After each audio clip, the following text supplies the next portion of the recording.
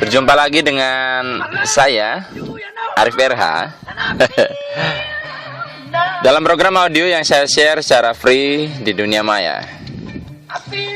Sebuah lagu dengan judul I Got You, I Feel Good dari James Brown mengawali perjumpaan kita pada hari ini. Ya, sebuah lagu yang sangat pas ya dengan tema yang akan kita bahas, di mana tema ini merupakan kelanjutan dari pembahasan kita pada hari kemarin. Kalau kemarin kita membahas soal vibrasi force, hari ini kita akan membahas tentang vibrasi power. Ya. Di mana sih keterhubungannya dengan lagu tadi? Ya tadi itu ya. Ada kata I feel good, ya, gitu ya. I feel good. Dimana dalam pembahasan force ini kita akan membahas rasa-rasa yang good ya, good feeling ya. Yang feel yang good, kalau kemarin yang perasaan-perasaan yang getaran rendah, sekarang kita akan bahas getaran yang tinggi. Dan masih mengacu kepada tabel yang diungkapkan oleh Hawkins, teman-teman, kita akan sekalian juga membahas keterhubungannya dengan force ya. Jadi meskipun hari ini tema kita power, tentang membahas vibrasi power, tapi kita lebih memahami tentang power ini ketika kita kaitkan dengan pembahasan kita pada hari kemarin. Baik, kita lihat di tabel David Hawkins ya. Di paling bawah, yang terakhir kemarin kan kalau force itu yang paling atas dari force adalah sombong atau bangga. Jadi setelah itu di atasnya lagi itu ada udah masuk ke power. Jadi sebenarnya orang sombong ini cukup tinggi energinya dalam tabel force, dekat dengan power. Jadi satu hal yang patut kita renungkan ya, sebenarnya lebih mudah kita untuk mengarahkan orang yang sombong dibandingkan orang yang takut atau sedih, karena kan getarannya di bawahnya.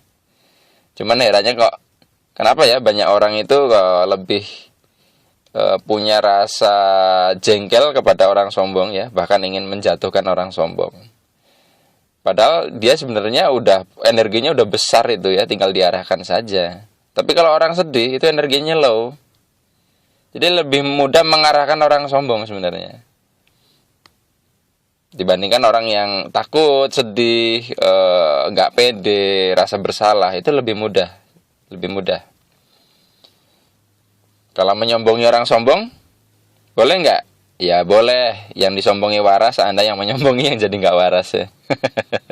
Oke, ya balik lagi ke topik. Paling bawah dari tabel power adalah berani. Jadi ketika kita memiliki sebuah keberanian, itu sebenarnya masuk getaran yang tinggi. Meskipun dalam tabel ini paling bawah, keberanian. Berani di sini ya tentunya dikaitkan sebagai apa ya? Sebagai sebuah energi kita keluar dari batasan kita kan. Ketika kita takut seperti double power, kita terkungkung dalam sebuah batasan. Ketika kita berani berarti kita mendobrak batasan tersebut. Ini dia keberanian. Kemudian di atasnya keberanian ini itu ada yakin. Gitu. Yakin ini lebih tinggi dari berani. Jadi kalau misalkan Anda itu punya keyakinan, itu bisa mengalahkan orang yang cuma berani tok. Lebih bagus lagi kalau Anda sudah berani, yakin. Gitu. Nah, yakin ini punya kekuatan yang besar ya. Yakin ini punya kekuatan yang besar. Masuk getaran power yang tinggi. Kemudian di atasnya lagi ada optimis. Optimis. Kalau misalkan Anda kemarin kita bahas tentang apa ya? Ketakutan. Itu ketakutan sebenarnya juga kan bisa kita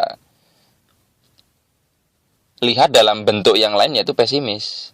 Nah, optimis di sini adalah di mana kita akhirnya bisa memunculkan sebuah kemauan, kalau di sini dijelaskan. Kemauan ini beda dengan keinginan. Kalau di dalam bahasa Inggrisnya, di dalam tabel Hawkins ini, keinginan disebut sebagai desire ya, sementara kemauan disebut sebagai willingness. Kalau dalam bahasa Indonesianya kita mungkin melihat susah ya membedakannya, tapi dengan kita mengacu ke bahasa Inggrisnya lebih mudah. Karena kosakata bahasa Inggris kita akui nggak semua bisa kita definisikan dalam bahasa Indonesia. Jadi optimis ini kaitannya dengan memiliki tujuan. Jadi kalau Anda memiliki tujuan dalam hidup, ya itu modal awal untuk optimis. Tetapi ketika Anda mulai terikat, melekat dengan tujuan, Anda turun lagi ke kemarin, hasrat tadi, desire. Jadi ini tipis ya, kita bisa kepleset di level manapun. Kita bisa kepleset. Kayak tadi yakin ya. Pernah nggak Anda ngalamin, Anda yakin banget, ternyata apa yang Anda yakini itu meleset. Jadi terlalu yakin juga nggak bagus. Nah, kita bisa kejebak dimanapun itu. Jadi balik lagi, kita menerapkan power dan force ini benar-benar butuh kesadaran penuh. Tidak hanya seperti kita melihat tabel ini terus bisa dipraktekkan ya, tapi butuh kesadaran penuh. Kemudian di atasnya optimis ini ada yang namanya menerima, accepting kalau dalam bahasa Inggris. Menerima ini meliputi kemampuan untuk memaafkan. Jadi orang yang nerimo, orang yang pemaaf itu sebenarnya getarannya lebih tinggi dibandingkan orang yang optimis, orang yang yakin, dan orang yang berani. Jadi kalau ada misalkan orang yang nerimo, pemaaf, ketemu orang yang berani, ya itu masih hebat Anda sebenarnya secara getarannya, secara emosi lebih hebat Anda. Kenapa? Ya contoh ya, orang yang terlalu yakin tadi, kita lihat yang di bawahnya, orang yang terlalu yakin belum tentu loh dia bisa bertahan di situ. Contoh, Anda mau menawarkan sebuah produk, kalau misalkan Anda bergerak di bidang penjualan, Anda terlalu yakin, sangat yakin sekali bahwa Anda pasti diterima. Nah, Anda terlalu yakin bahwa Anda pasti bisa melakukan penjualan, alias konsumen itu membeli produk Anda. Nah, karena terlalu yakin, tiba-tiba Anda ditolak, Anda bisa down loh, bisa sedih, bisa turun ke sedih. Tapi kalau Anda punya kemampuan menerima, mau diterima mau ditolak, nggak ngaruh. Jadi orang yang di sini disebutkan orang yang memiliki getaran rasa di menerima itu tidak terpengaruh keadaan. Artinya tidak mudah kita itu perasaannya langsung berubah gitu loh. Ibarat televisi, remote-nya kita yang pegang, bukan yang pegang orang lain. Kebayang ya kalau misalnya hidup kita seperti televisi, remote-nya dipegang orang lain. Artinya channel emosi kita bisa berubah-ubah sesukanya orang mencet kan. Kontrolnya bukan di kita. Kalau itu keadaan yang kita mudah sekali terpengaruh keadaan. Kalau ini kita tidak mudah terpengaruh. Dan orang yang terima ini punya kemampuan yang lebih mudah untuk memaafkan. Kenapa sih kita susah sekali untuk memaafkan? Saya pernah bahas di rekaman sebelumnya, karena kita nggak bisa menerima kejadian tersebut yang kita anggap mungkin tidak adil bagi kita. Ketika kita bisa menerima apa adanya, maka kita tidak lagi menghakimi. Sehingga kita akan merasa ya memang sudah demikian seharusnya. Disitulah cikal bakal kita bisa memaafkan. Kemudian di atasnya lagi ada getaran, di sini di tabel ada yang namanya memahami. Memahami itu yang gimana maksudnya? Gini loh, pernah nggak Anda mengalami momen di mana Anda mengatakan, oh gitu ya. Jadi bertemunya antara pengalaman Anda dengan sebuah pengetahuan sehingga Anda lebih ngeh. Anda jadi paham sesuatu gitu loh. Aha, nah. Jadi ketika Anda memahami sesuatu, itu sebenarnya getarannya tinggi loh. Jadi tahu dan paham itu beda. Paham lebih levelnya lebih dalam. Dan saya setuju dengan tabel ini bahwa memahami ini adalah kunci untuk kita bisa melakukan hal-hal yang lebih besar. Ya jangan jauh-jauh, kalau tidak paham tentang tabel force dan power ini aplikasinya gimana coba? Iya kan? Apa yang kita bicarakan dari kemarin sama yang tadi tentang keberanian, keyakinan, optimis dan sebagainya, kalau nggak paham, lah gimana memberantakannya ya? Oke. Di atasnya ada apa lagi ya? Di atasnya ada rasa cinta. Jadi cinta ini getarannya tinggi loh. Ini makanya sebabnya apa namanya ya?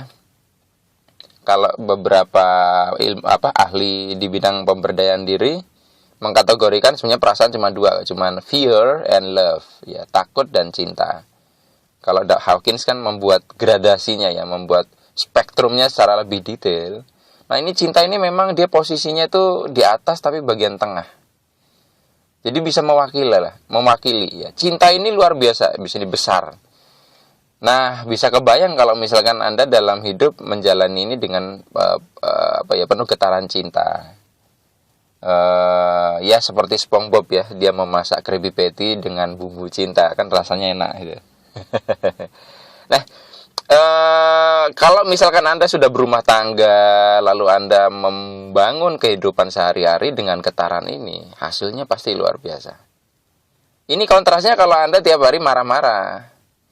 Beneran deh ya, Anda bisa buktikan sendiri, amati bahwa kualitas hidup kita sangat berbeda jauh ketika kita menggunakan getaran cinta ini. Tapi kembali lagi, di sini juga kita bisa tergelincir. Kalau Anda cinta terlalu, Anda sudah kejebak lagi ke kemarin yang disebut desire. Anda terlalu cinta dengan seseorang, itu berpotensi suatu saat juga bisa menjadi sedih yang mendalam ketika sesuatu yang Anda cintai itu lenyap dari genggaman Anda. Anda akan oleng. Orang tua yang terlalu cinta dengan anaknya bisa jadi ya dia akhirnya akan mengungkung si anak untuk berkembang. Iya kan? Karena terlalu sayang, akhirnya nggak boleh ini, nggak boleh itu. Nggak boleh ini, nggak boleh itu. Terlalu protektif akhirnya. Oke, di atasnya cinta ada tenang dan hening.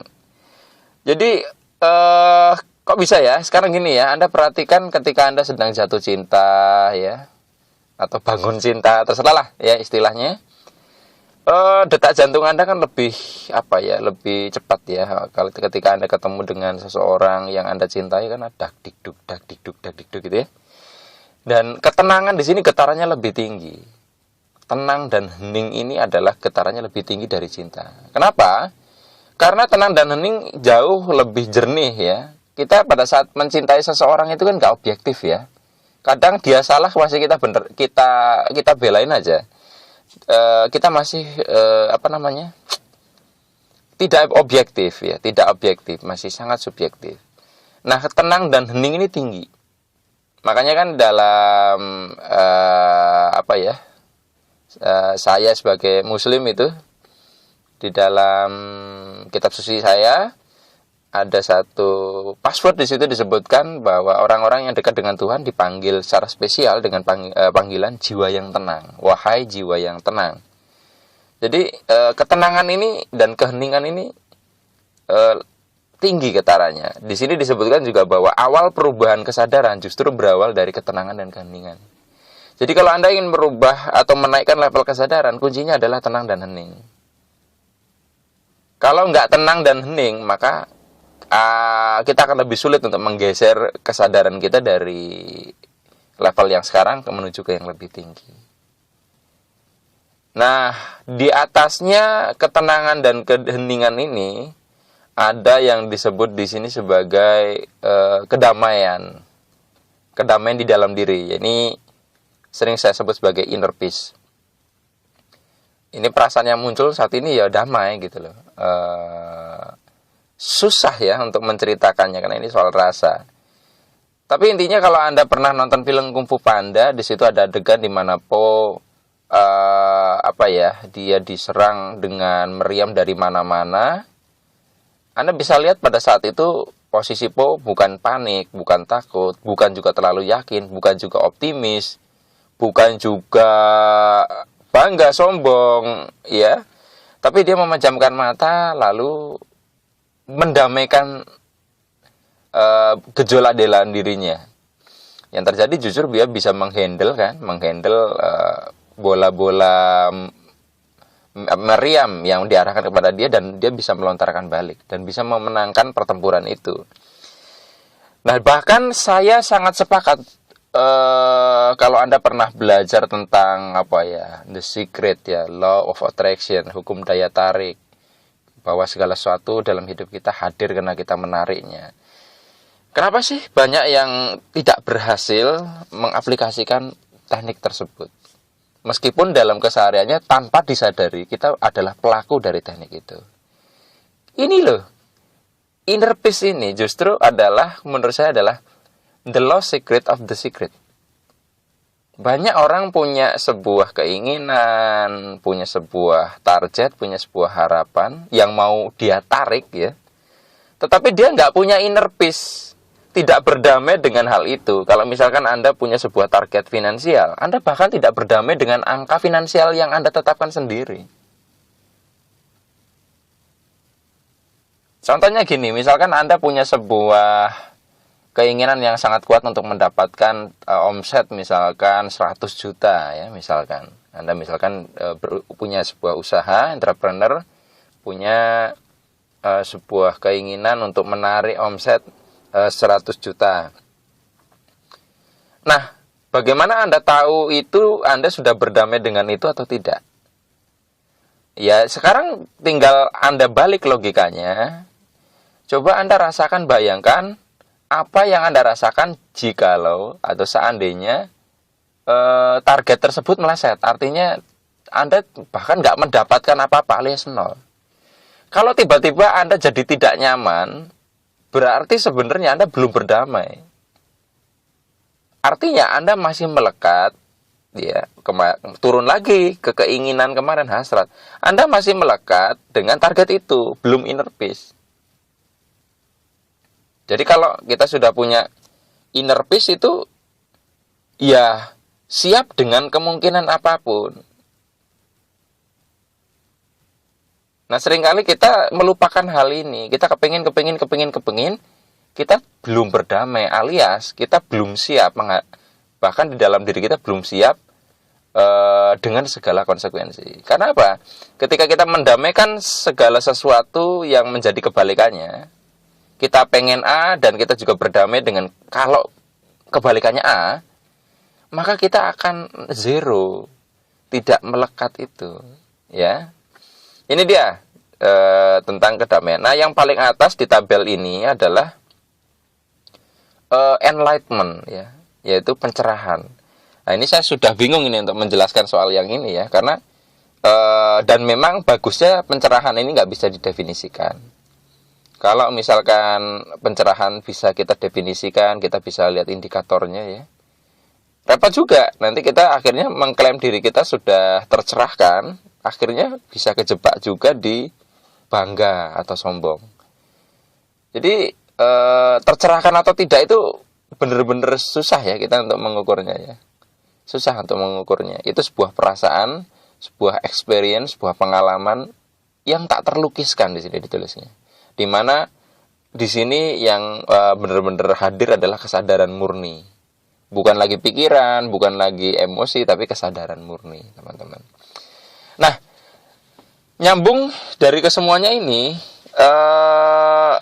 apa kesimpulannya? Kesimpulannya adalah sesuai dengan lagu yang kita jadikan tema pembuka tadi.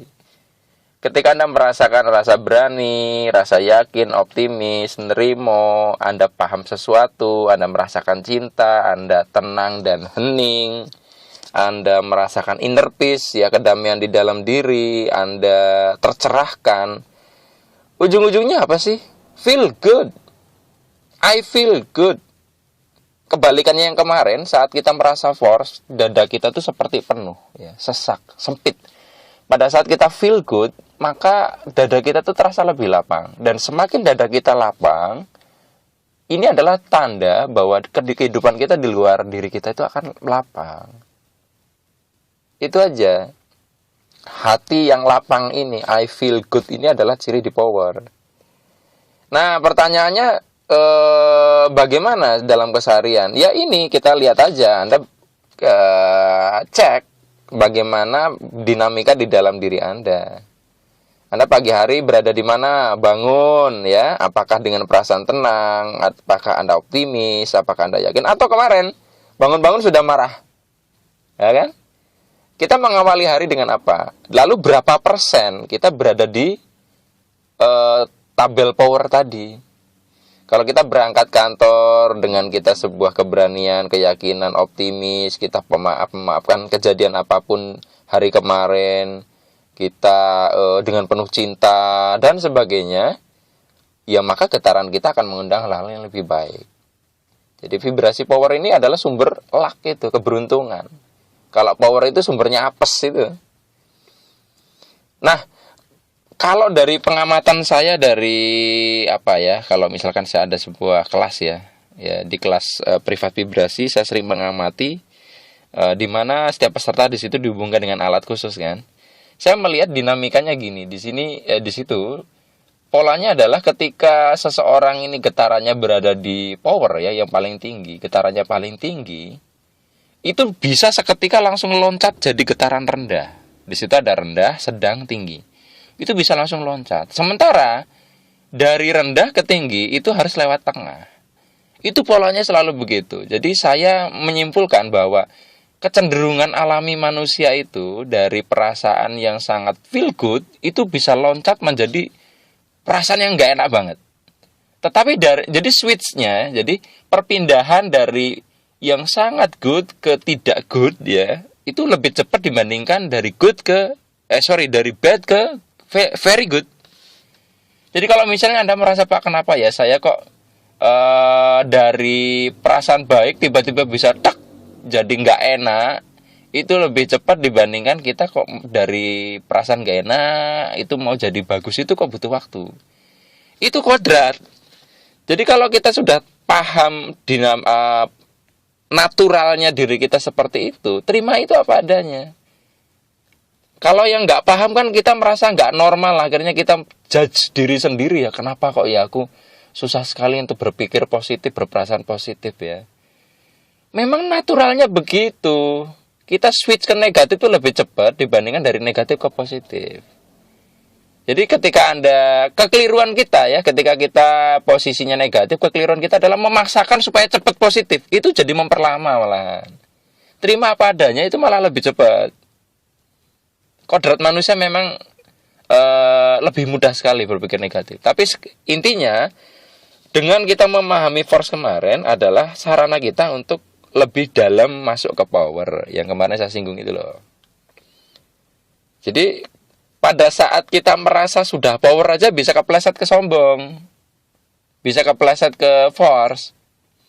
Nah, contohnya Anda sudah tahu nih tentang force power, kemudian Anda melihat tetangga ya mungkin banyak dominan di force, Anda merendahkan, loh itu tetangga kita level kesadarannya masih rendah. Ketika Anda ngomong seperti itu udah kejebak lagi. Oke ya, jadi sebenarnya soal force dan power ini kita bisa bisa ukur, kita bisa bisa buktikan bagaimana switch-nya macam-macam. Tapi kembali lagi, nggak ada garansi. Pak, ini pasti selalu di power ya? Nggak bisa. Makanya di kelas privat vibrasi saya nggak berani menggaransi apapun. Saya cuman, yuk kita sama-sama belajar, mengenali pola-pola diri sendiri. Balik lagi setelah itu adalah kontrolnya di tangan Anda.